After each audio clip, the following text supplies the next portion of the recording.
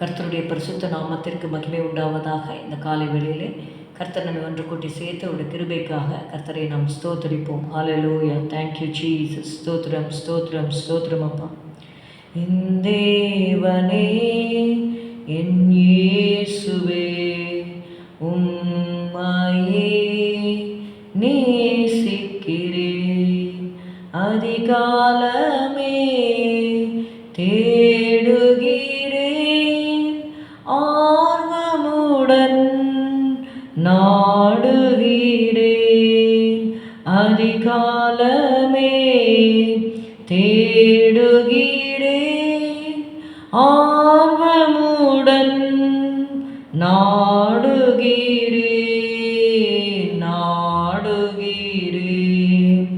என் தேவனே, என் இயேசுவே, உம்மையே நேசிக்கிறேன்.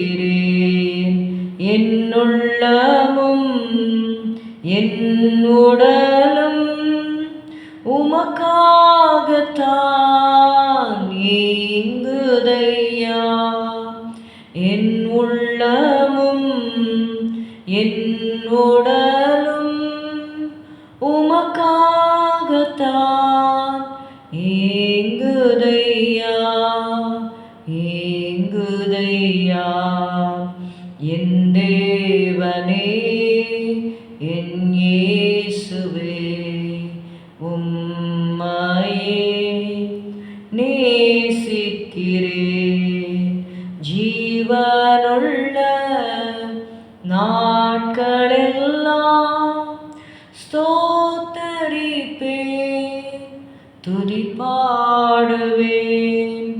ஜீவனுள்ள நாட்களெல்லாம் ஸ்தோத்தரிப்பேன்,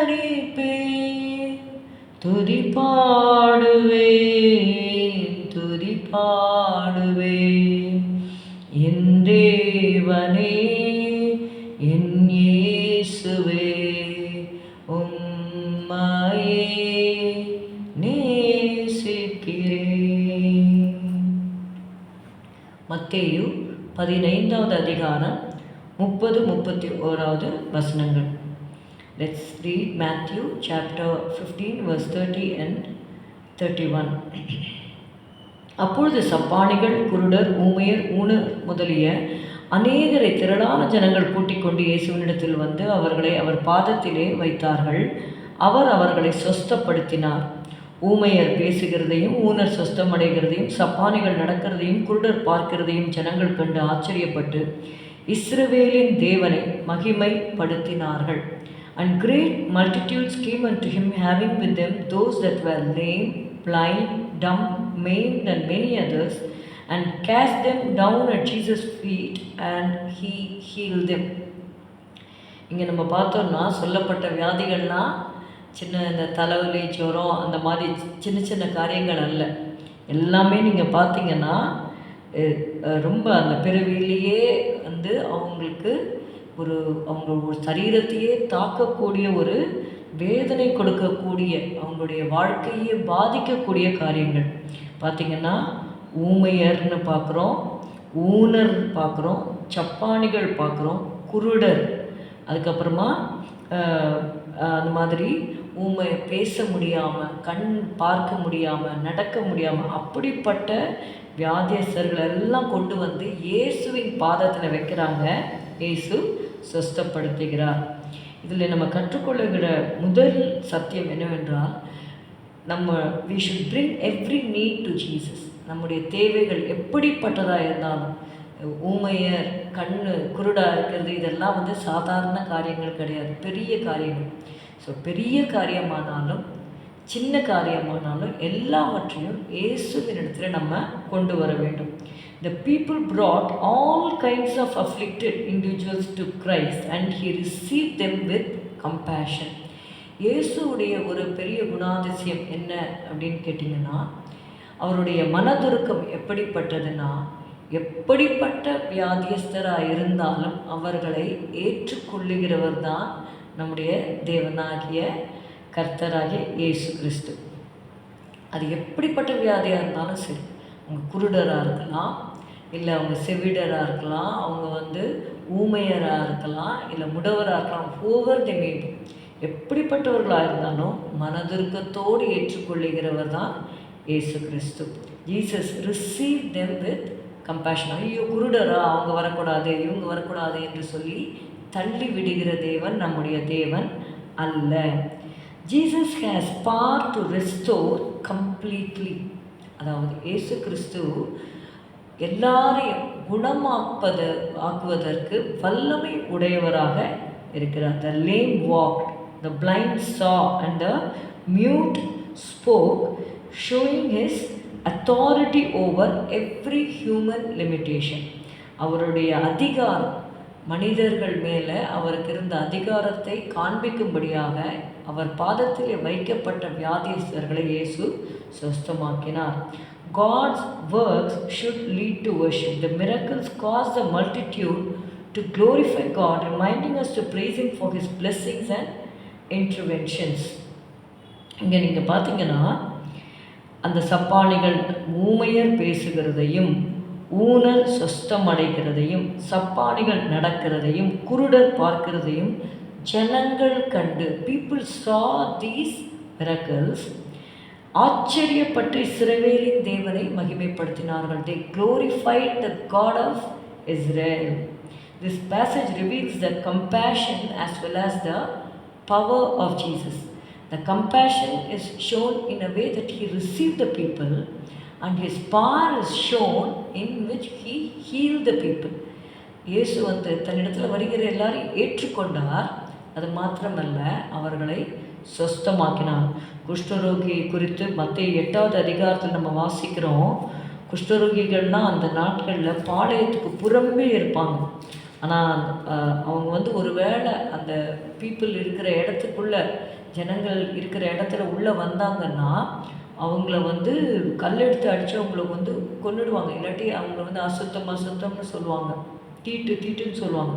ஸோ அப்படிப்பட்ட ஒரு சூழ்நிலையில் மத்தேயு 8வது அதிகாரத்தில் நம்ம வாசிக்கிறோம்.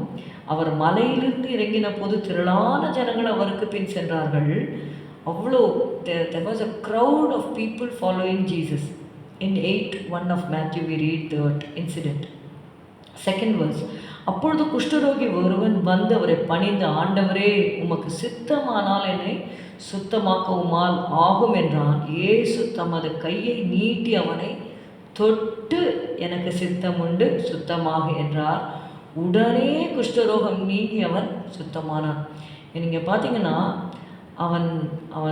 அவரிடத்துல வந்து டெஸ்பரேட்டாக வரும்பொழுது அவனை தள்ளாமல் ஜீசஸ் வந்து அவனை தொட்டு அவனை என்ன பண்ணுறாருன்னா சுத்தமாக்கினார் என்று சொல்லி பார்க்கிறோம். Even now Jesus Christ is alive and if you come to him, he will reach out to you. வேதம் சொல்லுகிறது, தேவனிடத்தில் சேருங்கள், அப்பொழுது அவர் உங்களிடத்தில் சேருவார். ட்ரா நை to him and he will draw நை டு யூ. அதனால் நமக்கு எப்பொழுது, அதாவது தேவை வரும்பொழுது மாத்திரமல்ல, எப்பொழுதெல்லாம் நம்ம தேவனிடத்தில் வருகிறோமோ அவரும் என்ன பண்ணுறாருனா நம்ம மண்டையிலே வருகிறார். There were places in the Bible where people went away from him, but God came looking for them. This is what happened in the Garden of Eden. Eden தோட்டத்தில் பார்த்தீங்கன்னா ஒவ்வொரு நாளும் ஆதாம் ஏவாளோடு உலாவி கொண்டிருந்த தேவன், அவங்க பாவம் செய்து கீழ்ப்படியாமை என்கிற பாவம் செய்து ஒழித்து கொண்ட போதும் கூட அவர்களை அன்போடு தேடி வருகிறதே பார்க்குறோம். அதாமே நீ எங்கே இருக்கிறாய்ன்னு கேட்குறார். That is the love of God. The same love is seen through the life of Jesus. இயேசு கிறிஸ்துவோடைய வாழ்க்கையை நீங்கள் பார்த்தீங்கன்னா, இயேசுவின் அன்பும் பார்த்தீங்கன்னா, தேவனுடைய அன்பு இயேசு கிறிஸ்துவ மூலமாக நமக்கு வெளிப்படுத்தப்பட்டது என்று சொல்லி பார்க்குறேன். இப்பொழுது கூட நீங்கள் வியாதியில் இருக்கலாம், இல்லை எந்த விதமான கஷ்டத்தில் இருந்தாலும், you come to Jesus, you speak to him, he is there in the place where you are.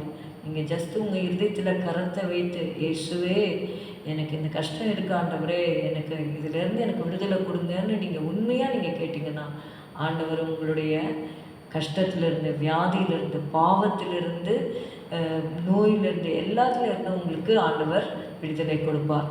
ஸ்தோத்திரம் அப்பா, உம்மை துதிக்கிறோம் துதிக்கிறோம் துதிக்கிறோம் ஆண்டவரே. இன்றைக்கும் நீர் ஜீவன் உள்ளவராய் இருக்கிறீர் ஆண்டவரே. மரித்தேன், ஆனாலும் இதோ சதா காலங்களிலும் உயிரோடு இருக்கிறேன் என்று சொன்ன தேவன் அப்பா. ஆண்டவரே, உங்களுடைய பிள்ளைகள் எந்த நிலைமையில் இருந்தாலும் ஆண்டவரே, அவர்கள் உண்மை நோக்கி கூப்பிடும் பொழுது நான் செவி கொடுப்பேன்னு நீங்கள் சொன்னீங்க ஆண்டவரே.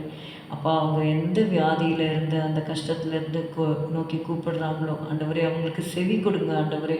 அவங்களுக்கு ஹீலிங் கொடுங்க ஆண்டவரே. அப்பா, அவங்களை ஏற்றுக்கொள்ளுங்க அப்பா. ஸ்தோத்திரம் ஸ்தோத்திரம் ஸ்தோத்திரம். பாவத்தில் இருந்து கஷ்டப்படுவார்களான அந்த பாவத்திலிருந்து விடுதலை தாரும் ஆண்டவரே. உம்மை அண்டிக்கொள்ள உதவி செய்யும் அப்பா. ஜெபாவினால் நிரப்பும் ஆண்டவரே.